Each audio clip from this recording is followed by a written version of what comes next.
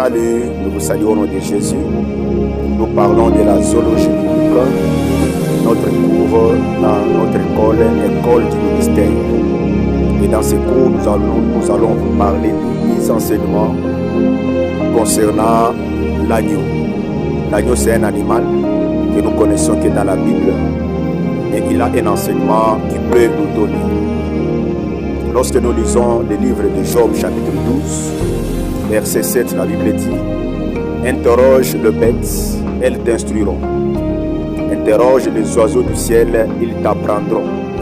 Ça, c'est Dieu qui parle à un homme. Ça, c'est Dieu qui parle à Job, qu'il puisse interroger les animaux, qu'il puisse interroger les oiseaux. Comment est-ce que tu peux interroger un animal?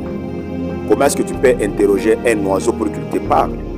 Donc Dieu nous disait tout simplement de le regarder attentivement, de regarder leur manière de vivre, leur manière de faire. Nous allons apprendre, ça va nous instruire beaucoup de choses.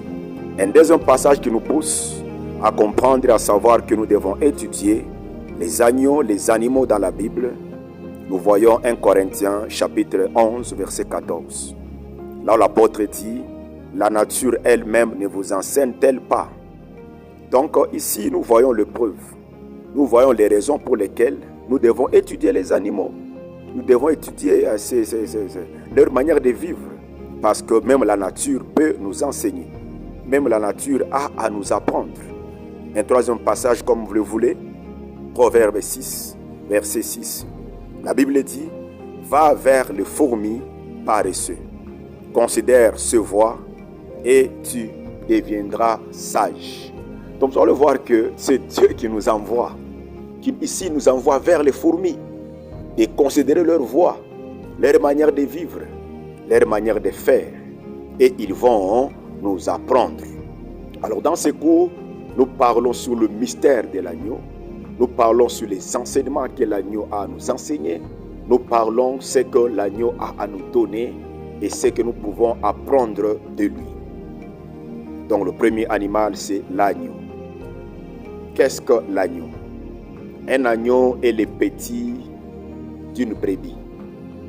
C'est-à-dire lorsque la brebis met bas, son petit, c'est l'agneau. Le caractère de l'agneau a un caractère doux et il est aussi docile. C'est-à-dire c'est un animal doux. Il n'est pas violent, n'est pas combatif, n'est pas comme le lion qui est colérique, rempli de force, d'impétuosité. C'est le contraire de l'agneau. L'agneau est doux. L'agneau est aussi docile. Il a le sens d'obéissance. Il a le sens d'humilité. Ça, c'est le caractère de l'agneau que je vais parler plus tard à la fin, si vous restez à la fin de cet enseignement. Alors, qu'est-ce que l'agneau nous enseigne? Qu'est-ce que l'agneau a à nous donner dans la Bible? Premièrement, l'agneau nous enseigne, nous parle de notre Seigneur Jésus-Christ. De notre Seigneur Jésus-Christ. Notre Seigneur Jésus-Christ est l'agneau de Dieu qui est venu dans le monde, qui est venu sur la terre pour ôter les péchés, pour enlever le péché. L'apôtre Jean nous dit dans Jean chapitre 1, verset 29, il dit: voici l'agneau de Dieu qui ôte les péchés du monde. Il a bien dit l'agneau de Dieu. Jésus n'est pas l'agneau des hommes. Il est l'agneau de Dieu. Je vais parler sur le troisième point par rapport à l'agneau comme sacrifice. Donc Jésus était un agneau de Dieu. Les gens amenaient les agneaux pour leurs problèmes, pour leurs péchés. Mais Dieu n'a plus besoin des agneaux, des sacrifices des hommes et des femmes pour leurs péchés. Dieu a son agneau. Dieu a son animal. Et son animal, c'est Jésus-Christ. Alors Jésus a été immolé. Et comme il a été crucifié, immolé, il n'est plus appelé agneau de Dieu. Maintenant, il est appelé l'agneau immolé. Quand on parle de l'agneau de Dieu, Jésus, on parle de Jésus qui est venu pour se sacrifier pour les pécheurs. Quand on parle de l'agneau immolé, on parle de Jésus qui a été crucifié pour le pécheur. C'est-à-dire, le premier sens de l'agneau L'agneau dans la Bible signifie notre Seigneur Jésus-Christ, parce qu'il est venu pour résoudre les problèmes du péché. Il est venu pour donner solution à ces problèmes. Deuxièmement, l'agneau représente le chrétien. Deuxièmement, l'agneau représente le chrétien. Les Écritures nous parlent de tous les croyants comme des agneaux. Ésaïe 40, 10 à 11, Ésaïe 11, verset 6, Jean chapitre 21, verset 15, Ésaïe 65, verset 25. Il y a plusieurs passages. Alors nous prenons seulement un seul passage, Ésaïe 40, verset 10 à 11. Ici, nous voyons Jésus qui vient accomplir son travail comme étant un agneau. Qu'est-ce que Ésaïe nous dit? Que le bon berger, le berger, paîtra son troupeau, prendra soin de ses brebis et conduira les brebis qui allaitent. Et il laissera que ces brebis se couchent dans son sein. Donc ici, l'agneau représente le chrétien. Et quand nous voyons dans Jean chapitre 13, verset 23, on dit que Jean était le disciple que Jésus aimait et il s'était couché dans le sein de Jésus. Là, nous voyons Jésus comme étant le bon berger, nous voyons Jean comme étant l'agneau et la prophétie d'Ésaïe 40, 10, 11 s'est accomplie. Donc, deuxièmement, l'agneau représente les croyants, le chrétien, et Dieu, Jésus-Christ, notre bon berger. Troisièmement, l'agneau représente les sacrifices expiatoires.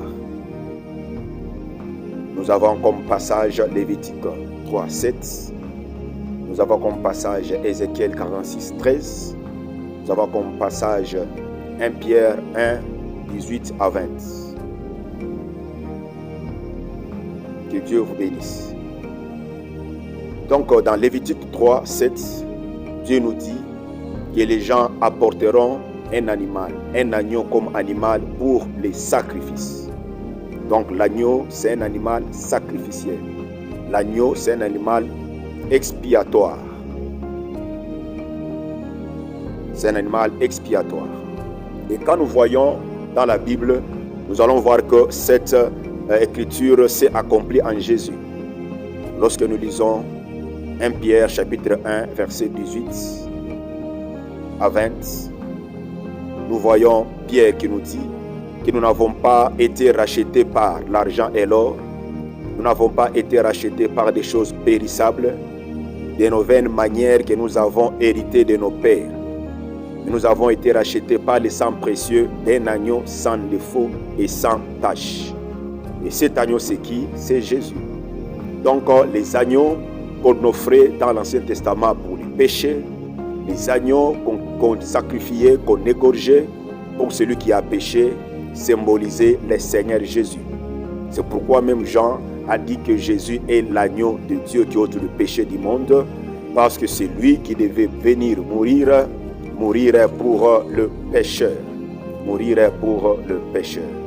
Donc Dieu ne voyait pas en Jésus un homme, mais il le voyait comme étant un animal. Il le voyait comme étant un agneau. Il le voyait comme étant quelqu'un qui viendrait et qui viendra mourir pour les gens. Et Pierre ici nous révèle un grand mystère. Dans 1 Pierre 1, 18, 20, il dit: cet agneau qui a été immolé, prédestiné avant la fondation du monde. C'est-à-dire qu'avant que Dieu crée le monde, avant que le monde soit, avant qu'Adam et Ève soient sur la terre, avant qu'Adam et Ève aient péché, Dieu le Père avait déjà prédestiné un agneau. Un agneau pour sauver les gens. Pour dire que Dieu savait que l'homme tomberait dans le péché.